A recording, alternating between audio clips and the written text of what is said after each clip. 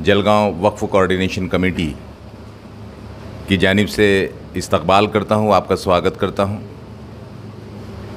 हिंदुस्तान की तारीख़, हिंदुस्तान का इतिहास जब जब भी लिखा जाएगा, आप यकीन जानिए कि हिंदुस्तानी मुसलमानों को इस पर गर्व करना चाहिए कि जब पार्लियामेंट में वक्फ अमेंडमेंट बिल पेश किया गया तो हमें बड़ा गर्व होता है। हम ये बात फ़ख्र से कह सकते हैं कि वहाँ पर जो 233 MPs ने इस अमेंडमेंट बिल के ख़िलाफ़ वोटिंग की है, उनमें सिर्फ 17 या 18 मुस्लिम MPs थे, बाकी तमाम अपने हिंदू भाई थे जो सेक्युलर हिंदूज़ हैं। तो हमें बड़ा गर्व है कि अभी भी हमारे हिंदुस्तान की जो गंगा जमनी तहज़ीब है वो ज़िंदा है और डॉक्टर बाबा साहेब अम्बेडकर साहब ने जो दस्तूर और जो मंशूर जो क़ानून बनाया है उसकी हिफाजत करना ये हमारी अव्वलीन ज़िम्मेदारी है। और इसी हवाले से हमारे तकरीबन 220 हिंदू MPs भाइयों ने इस बिल के ख़िलाफ़ वहाँ पर वोटिंग की है। ये गर्व की बात है, इस पर हम सब ने ताली बजाकर इसका इस्तकबाल करना चाहिए।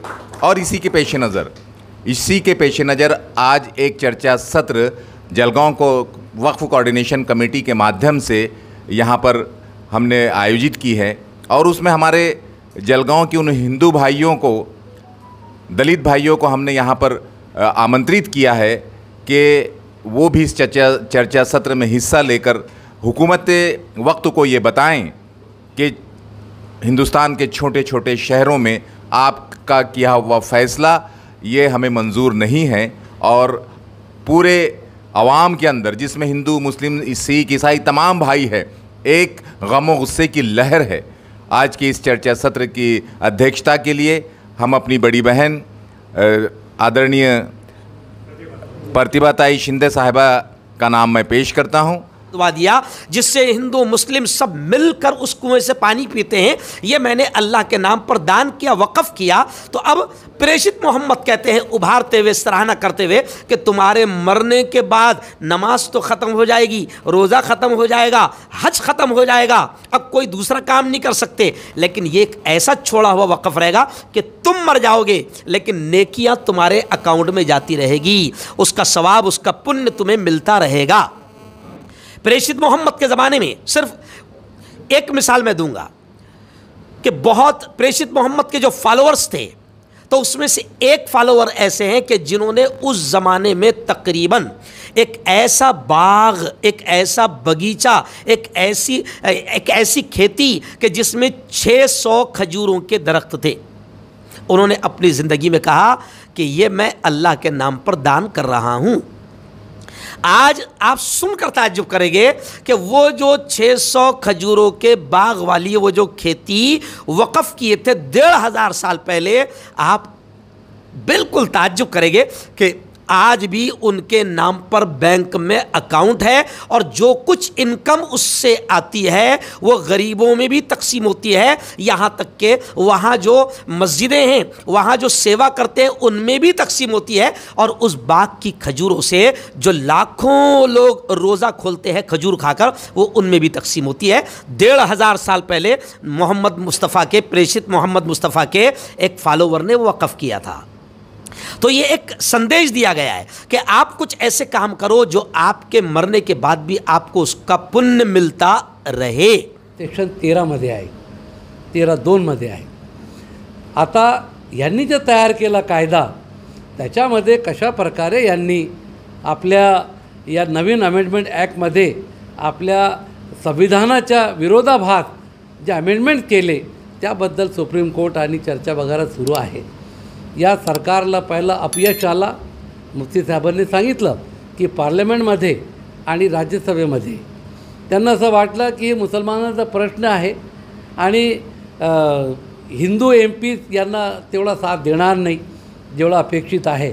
मात्र सल्यूट आहे आपले सर्व या भारताचे सर्व MPsला, सर्व राज्यसभेचे मेंबर्सला आणि त्या सर्व पार्टीजना की त्यांनी वक्फ बिल हा मुसलमानांची निगडीत आहे तरीसुद्धा ठामपणे त्यांनी या वक्फ बिलच्या विरोधात आवाज उचलली आणि फार मोठ्या ताकदीने त्याचा मुकाबला केला. इथपर्यंत मुकाबला केला की आमचे आदरणीय अमित शहाजीने सांगितलं की एवढा गोंधळ का करताय तुम्ही. ते सर्व बिलगून गेले. संसदेमध्ये जे कायदा पारित होईल ते तुम्हाला मान्य करावं लागेल. माझ्यासारखे छोटे लहान माणसाने सांगितलं की अमित शहाजी, संसदेमध्ये कुठलाही कायदा जर पारित झाला असेल, बहुमताने जोराने पारित झाला असेल, परंतु संविधानामध्ये त्याची तरतूद नाही, तो कायदा अंमलात येऊ शकत नाही. आणि हीच कंडिशन 13मध्ये आहे की कोणतंही अमेंडमेंट जर आपल्या मूलभूत अधिकारावर गदा आणत असतील तर that will not be accepted. हा 1973चा सुप्रीम कोर्टाचा पूर्वीचासुद्धा निकाल आहे. त्यानंतर त्यांनी काय केलं की भारतामध्ये जसे राम मंदिर ट्रस्ट आहे, ते श्राईन बोर्ड जे आहे जैन धर्माचे लोकांचं आहे, बौद्ध धर्माचे लोकांचं आहे, त्यानंतर शीख बांधवांचं आहे, हिंदू बांधवांचे मंदिर आहे, या सर्व श्राईन बोर्डाचा कारभार करण्यासाठी सेक्शन 25 आणि 26 आणि 21मध्ये ती लिबर्टी दिलेली आहे की प्रत्येक धर्माचे नागरिकांना आपले धर्माचे जे काही धर्म संस्था असतील, धार्मिक संस्था असतील, ते चालविण्याचा, त्याची प्रोग्रेस करण्याच्या ॲडमिनिस्ट्रेशनचा पूर्ण अधिकार आहे. मग त्यांनी काय केला की फक्त वक्फ बोर्डामध्ये ही प्रोव्हिजन केली की त्याच्यात आम्ही 2 हिंदू मेंबर्स तिथे आम्ही अपॉइंट करू. आम्हाला हिंदू बांधवांबद्दल काय आहे ते आम्ही सॅल्यूट करून दाखवला की या देशाने दाखवून दिला की सरकारला त्याच्यात अपयश आला आणि पार्लमेंट आणि राज्यसभेमध्ये त्यांनी हिंदू बांधवांचा खरा चेहरा त्यांनी पाहून घेतला. तर आम्हाला 2 हिंदू बांधवांना घेण्यात काही हरकत नाही, परंतु लॉ डोंट परमिट.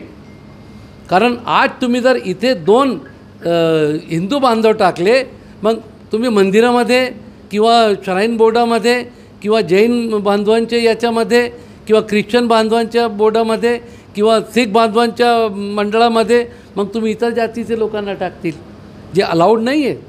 आर्टिकल 21, 25, 26 आणि 29 डझंट परमिट. त्याच समाजाचे लोकांचा तो बोर्ड असायला पाहिजे, त्या समाजाचा तो चीफ ऑफिसर CEO असायला पाहिजे.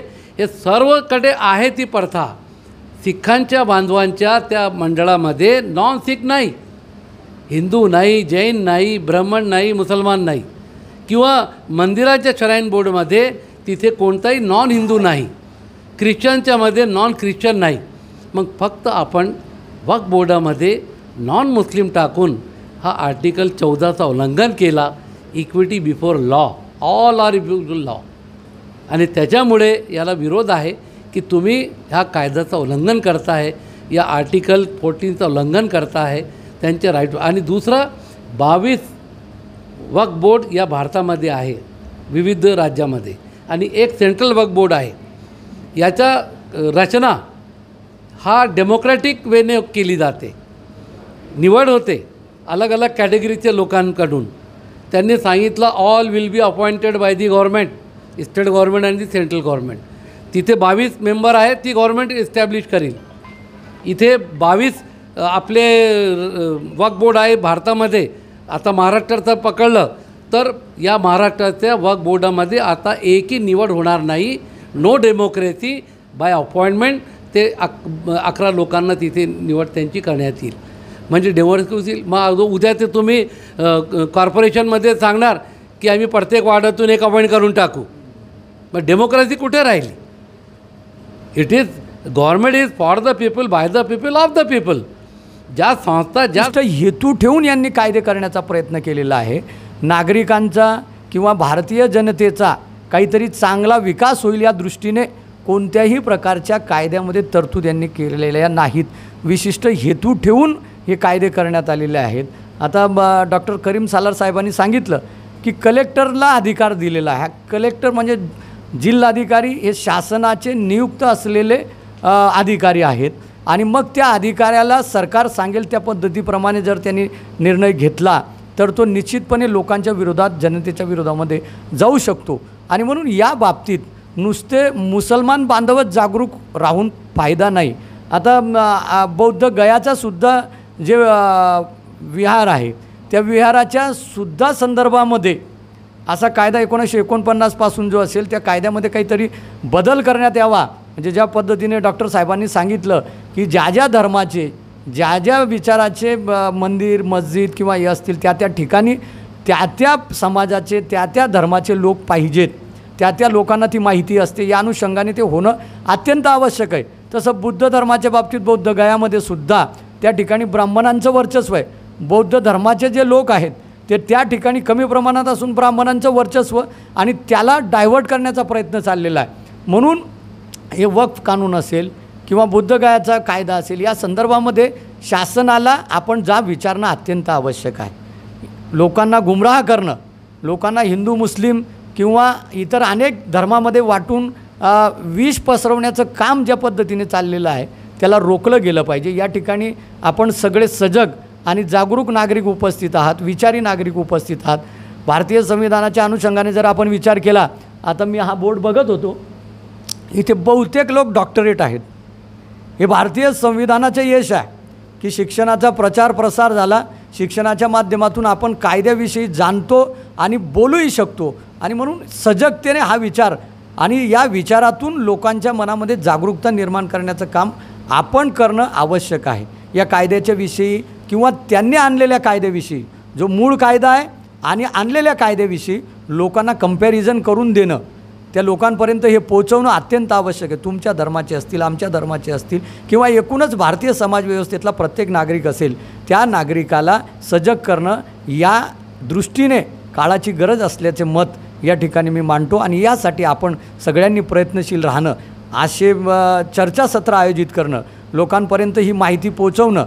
खरं म्हणजे लोकांना गुमराह करण्याचं कार्य चाललेलं आहे, हिंदू मुसलमान भेद निर्माण करण्याचं कार्य चाललेलं आहे. त्यातून लोकांना वेगवेगळ्या पद्धतीनं वेगवेगळ्या मार्गाने कुठेतरी द्वेष पसरवण्याचं काम चाललेलं आहे.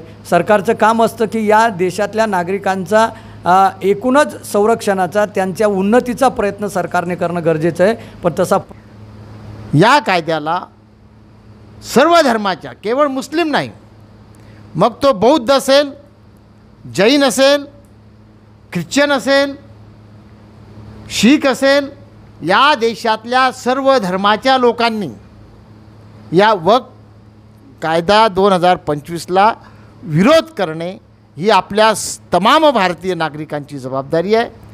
आणि म्हणून मी केंद्र सरकारचा धिक्कार करत असताना आज इथला जो ख्रिश्चन असेल, इथला जो जैन असेल, इथला जो बौद्ध असेल, इथला जो पारशी असेल, शीख असेल, यांना जरी वाटत असलं की हा मुसलमानांपुरता मर्यादित कायदा आहे, परंतु आज जरी मुस्लिमांच्या संदर्भात तो कायदा आला तर उद्या ते बौद्धांच्या विरोधात अशा प्रकारचं विधेयक आणू शकतात. उद्या ते शीखांच्या संदर्भात अशा प्रकारचा कायदा करू शकतात. उद्या ते जैनांच्या संदर्भात अशा पद्धतीचा कायदा करू शकतात. कारण त्यांना या देशामध्ये धार्मिक ध्रुवीकरण करायचं आहे. धर्माधर्मामध्ये आणि जाती जातीमध्ये त्यांना द्वेष निर्माण करायचा आहे. आणि म्हणून केंद्र सरकारचा धिक्कार करत आपण या देशातला जो हिंदू आहे, केवळ बौद्ध, ख्रिश्चन, जैन, तर हिंदूंच्या जागेवर सुद्धा, हिंदू मंदिरांवर सुद्धा अशा प्रकारची परिस्थिती ते आणतील. आणि म्हणून सर्व नागरिकांनी जागृत राहून वक्फ लोकांच्या शैक्षणिक कामासाठी, वक्फ आरोग्यासाठी, लोकांच्या सामाजिक आणि धार्मिक याच्यासाठी, सर्व प्रकारच्या शोषित वंचित सर्वहारा वर्गाच्या हितासाठी वक्फ ही संकल्पना आपल्या देशामध्ये आलेली आहे. आणि म्हणून वक्फ विरोधी हा जो कायदा आहे, या कायद्याला भारतीय नागरिकांनी प्रचंड ताकदीनं विरोध करावा आणि केंद्र सरकारच्या विरोधात रस्त्यावर आलं. हा या देशातला आर्टिकल 25 जे आहे, भारतीय संविधानाचं आर्टिकल 25 आपल्याला हे सांगतं की या देशातला मुस्लिम असेल, शीख असेल, हिंदू असेल, बौद्ध असेल, ख्रिश्चन असेल, जैन असेल, या सर्व धर्माच्या लोकांना धार्मिक स्वातंत्र्य दिलेलं आहे, भारताच्या संविधानानं दिलेलं आहे. आणि या भारताच्या संविधानानं दिलेल्या धार्मिक स्वातंत्र्याची कुचंबना या कायद्याने केलेली आहे. धार्मिक स्वातंत्र्याचं उल्लंघन या सरकारने या कायद्याद्वारे केलेलं आहे. आणि म्हणून या कायद्याच्या विरोधात एक मी जबाबदार नागरिक म्हणून, जो कायदा जनतेच्या हिताच्या विरुद्ध आहे, कल्याणाच्या विरोधामध्ये 2025चा सुधारित कायदा आहे, हा कायदा लोकांना द्वेष निर्माण करणारा आहे, लोकांमध्ये द्वेषाची भावना पैदा करणारा आहे. आणि म्हणून तमाम भारतीय नागरिकांनी, केवळ नागरिकांनी तर महिलांसकट, स्त्रियांसकट आजच्या चर्चासत्राचे अध्यक्षा महिला आहे. आणि म्हणून तमाम महिलांना सुद्धा मी या चर्चासत्राद्वारे आव्हान करेल की आपण या लढ्यामध्ये मोठ्या ताकदीने सहभागी व्हावं आणि हा लढा यशस्वी करावा. एवढंच बोलतो. आणि मी एकच सांगू इच्छितो की देशामध्ये एक असंविधानिकपणे अराजकता माजवायचा हा एक डाव आहे की ज्या कायद्याच्या माध्यमातून समाज जीवन जे आहे ते विघटित करायचं आणि कायद्याची परिभाषा देऊन त्याला एक वेगळं स्थान निर्माण करण्याचा तो एक आटोकाट प्रयत्न आहे. म्हणून अशा कायद्याचा, म्हणजे तो काळा कायदाच म्हणूया आपण, कारण आजपर्यंतचा कोणत्याही ज्या परिस्थित्या झाल्या किंवा जे शासन व्यवस्था आली तर त्यांनी या पद्धतीचे कुठल्याही प्रकारचं असं निवेदनं किंवा या पद्धतीचं ज्याला म्हणतो की पार्लमेंटली बोर्डावरती असा विषय कधी घेतलाच नाही.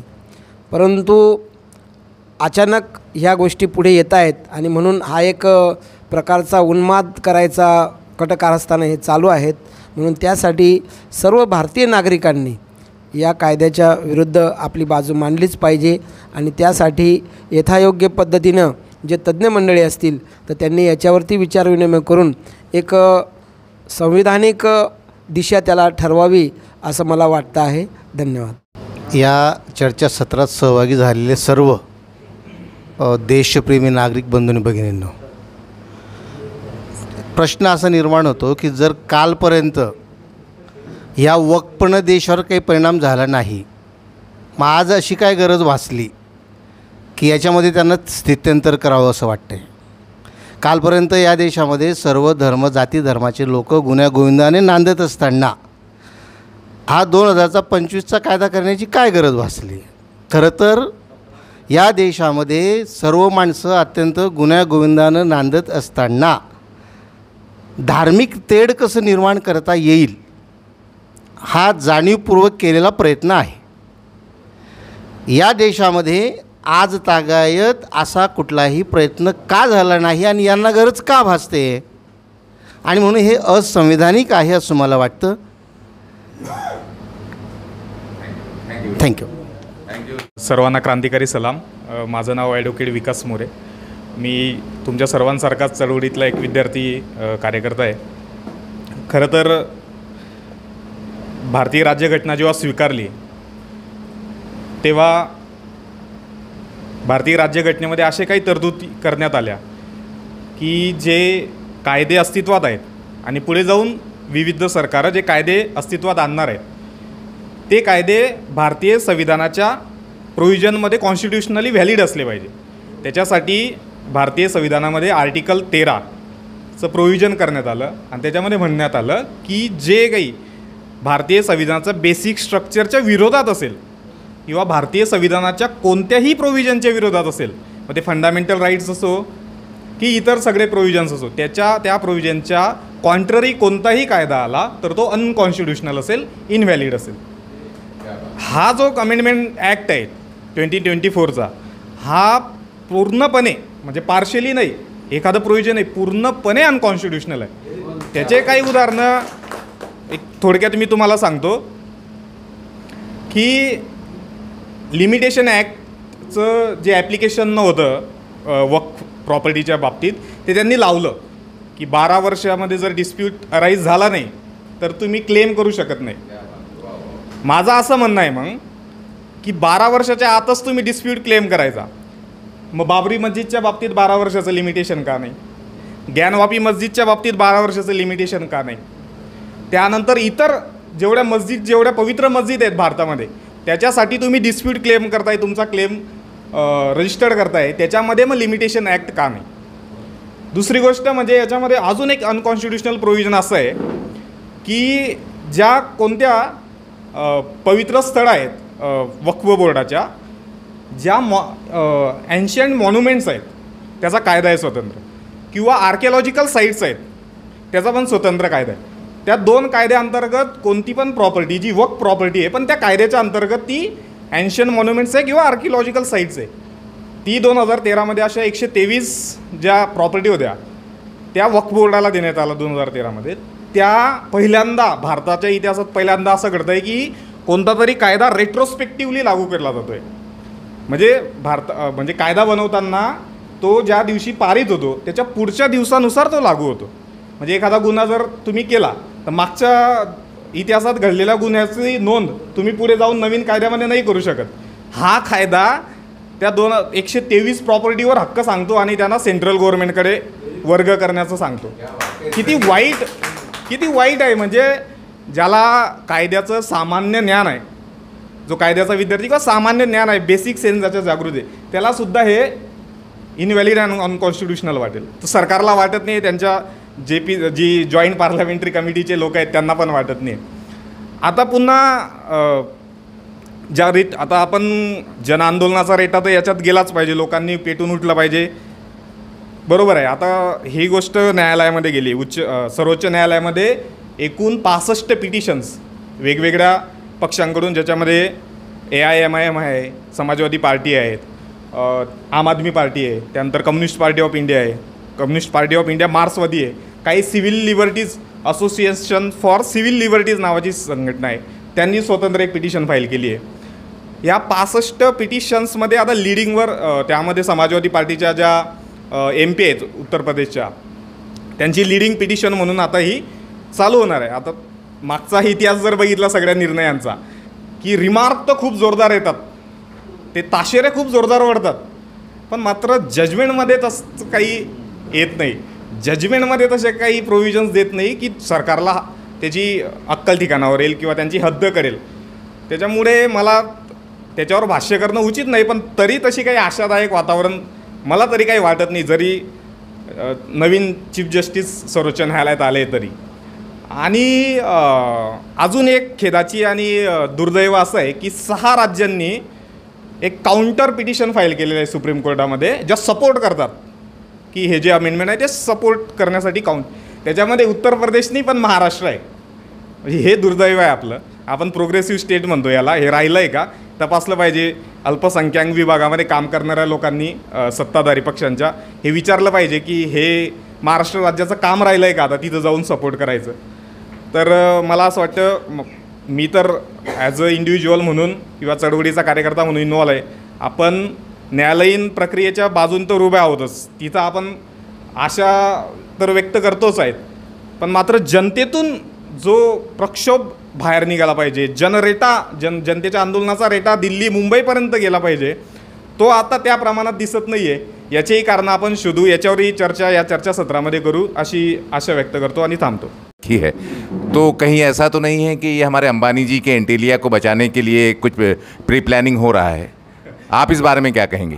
नहीं, मुझे तो लगता है कि ये सारी ज़मीन उनको देने के लिए प्री प्लानिंग हो रहा है क्योंकि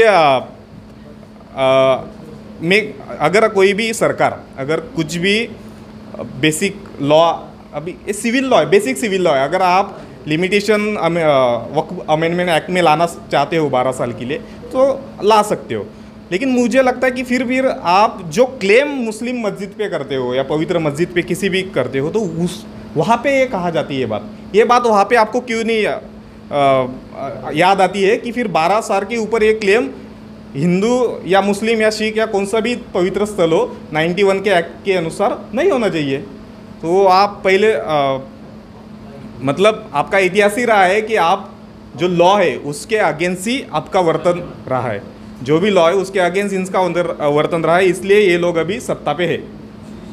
त्यामध्ये मुस्लिम समाजाचा सहभाग आणि स्वातंत्र्यानंतर देश घडवताना मुस्लिम समाजाचे योगदान आणि बलिदान म्हणजे स्वातंत्र्यानंतरसुद्धा दिलं आहे आपल्या देशामध्ये सहभाग. संविधानामध्ये सुद्धा अगदी मुस्लिम महिला होत्या, ज्यांचं नाव मी आता मिस केलं, पण हॉकीला जो पुरस्कार दिला जातो त्या संविधान सभेच्या सदस्य होत्या आणि त्यांनी प्रचंड चांगलं योगदान दिलेलं आहे. म्हणजे हे जे आत्ता येऊ बघता NRC, त्याला त्या काळामध्ये कसा विरोध झाला आणि किती सुंदर चर्चा त्या सगळ्या याच्यामध्ये झाली हे आपल्याला सांगायला पाहिजे.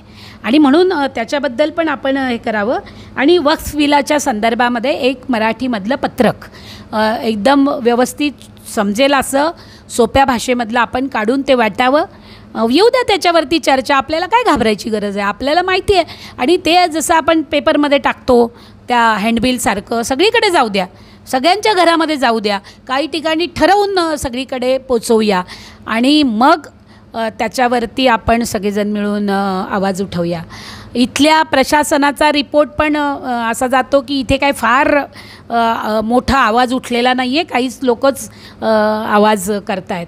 त्यामुळे रस्त्यावरची लढाई करताना मला असं वाटतं की तुमच्यामधलं राजकारण बाजूला ठेवून, ते चांगलं आहे वाईट आहे मला काहीच माहिती नाही, पण मला त्याच्यात पडायचं नाही आहे, पण तुमच्यामधलं जे काही सत्तेचं किंवा लाभाचं काही राजकारण असेल तरी ते बाजूला ठेवून व्यापक हितासाठी सगळ्यांनी एकत्र आलं पाहिजे. जसं आपण NRCच्या वेळेस आलो होतो आणि त्यावेळेस आपण खूप चांगल्या पद्धतीनं आंदोलनं चालवली. आपण तेव्हा हे नाही बघितलं की अय्याजभाई लीडर आहे की इजाजभाई लीडर आहे, तेव्हा तर माझे मोठे बंधू गफ्फारभाई होते, ते लीडर आहे म्हणजे का करीम सालार सर लीडर आहेत, आपण बघितलं नाही. आपण कोणी पण लीडर असतो, कोणी पण हे केलं तरी आपण सगळेजण एकत्रपणे गेलो. आणि जळगावची सगळ्यात त्या NRCच्या रॅलीची खूबसूरती होती की ज्याच्यामध्ये बौद्ध होते, आदिवासी होते, हिंदू होते, मुस्लिम होते NRCला विरोध करणारे, आणि हे खूप छान आपण दाखवून दिलेलं आहे.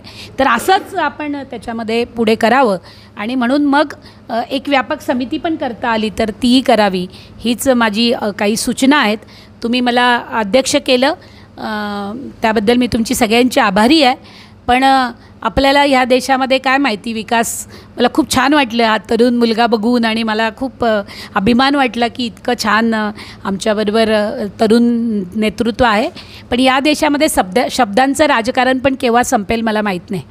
म्हणजे खरं सांगते, म्हणजे बघा, तो बूट असतो आणि ती चप्पल असते, तो महाल असतो आणि ती झोपडी असते, तो बटाटा असतो आणि ती मेथी असते. म्हणजे जे जे लवकर तुटेल, जे जे लवकर संपेल ते बाईच्या नावाने असतं, स्त्रीलिंगी असतं. हे आपल्या देशाचं राजकारण आहे. त्यामुळे दुर्दैवानं स्वातंत्र्यामध्ये सुद्धा आता पण बंधूंनोच म्हणतो, भगिनी कधीच म्हणत नाही. तर या देशामध्ये बंधू भगिनी केव्हा म्हणायला लागू तेव्हा आम्हालाही वाटेल की आम्ही पण या देशातल्या स्वातंत्र्याच्या आणि इथल्या स्वतंत्र देशाच्या नागरिक आहोत असं पण आम्हाला फील होईल. तर ते सगळं मिळून आपण जरूर करूया आणि सगळ्या लढ्यामध्ये आपण एकत्र राहू. म्हणजे मला आता काल जेव्हा ते यांनी भाईंनी सांगितलं की त्या अय्याजभाई तो मोहसिनभाई तर त्यांनी जेव्हा सांगितलं की त्या महिलेला तिथे डिलेवरी करावं लागली रस्त्यावरती आणि कोणी आलं नाही, 2.5 तास बाळ आणि ते आणि तिथल्या आदिवासी महिला होत्या, त्या जेव्हा सांगत होत्या तेव्हा हमारे श्री श्रीमाळ जी है जो जैन कम्युनिटी से ताल्लुक़ रखते हैं, जैन मंदिर भी तोड़ा गया मुंबई में. तो विकास मोरे सर जो है एडवोकेट, बहुत अच्छे तरीके से आपने बात रखी. बिल में तो आर्टिकल 14, 21, 25, 26B, 26D का उल्लंघन है और 13 से वो सब चीज़ें इफ़ेक्ट होती है. बहुत अच्छे तरीके से आपने बात रखी. ताई पर वक्फ अलग है और वक्फ बोर्ड अलग है. घान जो थी वो वक्फ बोर्ड के अंदर थी, वक्फ में कुछ नहीं था, पर इनकी नज़र जो है वो वक्फ पे, बोर्ड पे नहीं है. ये इसका मेन मुद्दा है. हाँ, मेन मुद्दा ये है. और वक्फ पे भी अभी तक अगर आप किसी को लेते थे CEO है, वो भले ही मुस्लिम था या फिर जो मुतवल्ली था वो मुस्लिम था, पर वो अपॉइंट तो गवर्नमेंट कर रही थी उसको, और गवर्नमेंट तरफ से हो रहा था, तो खाने वाला भी आप ही का आदमी था. तो बोर्ड अलग है और वक्फ अलग है, ये बात ध्यान में रखना चाहिए हमको. और आप लोग सब यहाँ आए, मैं ईश्वर का भी शुक्रिया अदा करता हूँ, आपका भी शुक्रिया अदा करता हूँ. और ताई की इजाज़त से ये चर्चा सत्र, ये एक अच्छा अनुभव हुआ मेरे को भी आए मेरी लाइफ का, कि कौन सी चीज़ में कैसा कैसा सिचुएशन को हैंडल करना, वो अंकल से सीखने को मिला मेरे को आज, कि जो चीज़ यानी बड़े पैमाने पर रखी गई थी पर कुछ सिलेक्टिव लोग आए और एक आदमी जो 1000 आदमी के बराबर है जो यहाँ आया और उसको किस तरीके से चर्चा सत्र में कन्वर्ट करना, वो बहुत अच्छे तरीके से यानी एक नया अनुभव मेरे को आया और आगे प्रैक्टिकल लाइफ में वो चीज़ों की ज़रूरत पड़ सकती है। तो मैं सबका शुक्रिया अदा करता हूँ और ये प्रोग्राम अध्यक्ष की इजाज़त से इधर ही संपन्न हुआ ऐसा मैं ऐलान करता हूँ।